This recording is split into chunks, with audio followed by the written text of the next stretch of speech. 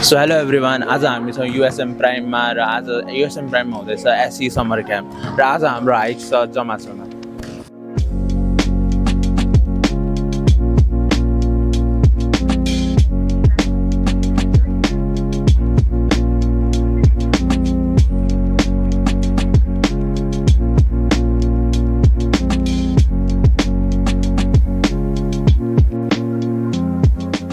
Okay, so हामी सबजना बसमा चढिसक्यौँ, अब जमासुतिर लाग्ने। हामी जमासुतिर लागिरहेको छ। कि तपाईँ यहाँ समर क्याम्पमा आएदेखि तपाईँले के सिक्नु भएको छ, केमा इन्ट्रेस्ट छ, के लर्न गर्नुभयो? मैले चाहिँ यहाँ धेरै कुराहरू सिकेँ हुन्छ नि, कसरी नचिन्ने मान्छेहरूसँग बोल्ने, उनीहरूसँग कम्युनिकेसन गर्ने, अनि एआईहरूको बारेमा। त्यसपछि रमाइलो क्लास पनि भयो। अनि अहिले चाहिँ हामी जामाचो हाइकिङ गर्न गइरहेको छौँ अनि हामी त्यहाँ धेरै रमाइलो गर्नेछौँ। म चाहिँ खास होइन यो क्याम्प चाहिँ हाइकिङ भनेर आऊ हो कि होइन। अनि पछि मैले मेरो साथी नि भेट्टाएँ, अब चाहिँ उसले गर्दा आएको हो। अनि यो क्याम्पमा मैले के सिकेँ ए एकदम रोमान्स होइन। हामी चाहिँ अस्ति चटपटे होइन, म एब्सेन्ट थिएन, पानीपुरी खाएँ। अब चाहिँ हाइकिङ जाँदैछौँ, होप रमाइलो होस्। ओके, सो यो समर क्याम्पमा आएदेखि तपाईँको बेस्ट दिन कुन भएको छ? बेस्ट थिङ बास्केटबल खेल्ने। बास्केटबल के भएको थियो? बास्केटबलमा नयाँ फ्रेन्ड्स बनाएको छौँ अनि के अरे इन्जोय गरेको छु मैले। जोस् रमाइलो त्यही भएको छ अहिलेसम्म।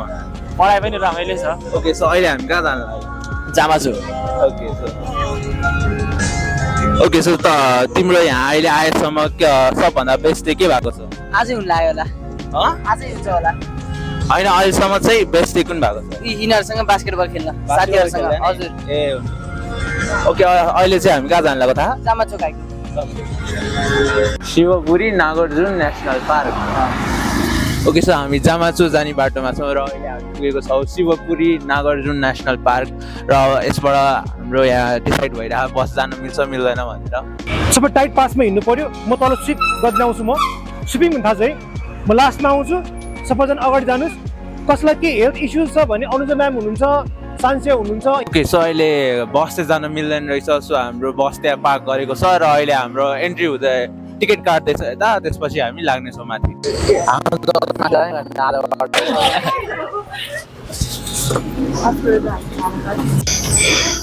ओके, सो हाइकिङ स्टार्ट भइसकेको छ, सबको हालत खराब छ अनि माथि चढ्दैछौँ हामी। ओके, सो आधा बाटो पुगिसक्यो, अब आधा बाटो बाँकी छ। सबको हालत नराम्रो थियो, अहिले ठिकै भइसकेको छ रेस्ट लिएर। अब माथि पुगेपछि अपडेट गरौँ। ओके, सो 2 किलोमिटर कटिसकेको छ, अब 2 किलोमिटर नै बाँकी छ माथि पुग्न। अनि माथि पुगेर इन्जोय गर्नेछौँ। ओके, सो हामी हिँड्दै गयो, हामी टिकटक नै बनाउँदै गयो, हामी फोटो नि खिच्यो। अनि त्यसपछि लाइक आई थट हामी यहाँ माथि पुगेपछि हामीले भात खान पाउँछौँ भनेर भात खान पाएन होइन।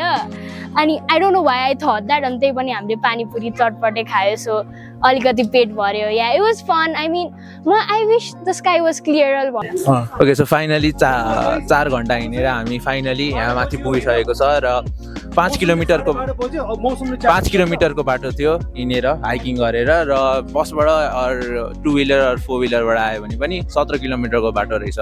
सो यहाँ आएर एक्सपिरियन्स धेरै राम्रो भयो। स्तुपा पनि छ यता। मैले के भन्छ टाइम टु टाइम रेस्ट लिएँ अनि के भन्छ खुट्टा दुख्न सुरु भयो अनि मैले बोतल ल्याउनु बिर्सेँ। ल, यो हाइकिङमा चाहिँ हाम्रो सबसे मिस्टेक भएको भने चाहिँ ब्याग नल्याए नि हुन्थ्यो। एउटा हुन्छ नि, जो भए पनि मान्छेलाई हायर गरेर सबैको ब्याग सामान बोक्न लगायो भने अलि भए पनि हिँड्न सक्थ्यो।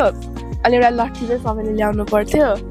अनि के सुरुवालहरू चाहिँ डार्कमा लाउनु पर्थ्यो, लाइट चाहिँ डेन्जर 4 हुन्छ, डेन्जरको नि डेन्जर।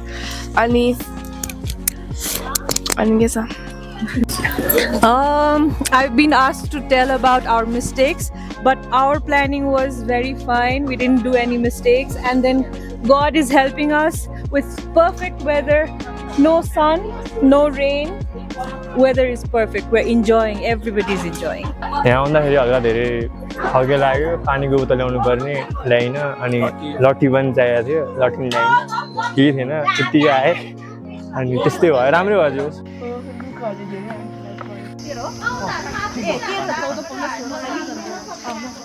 यो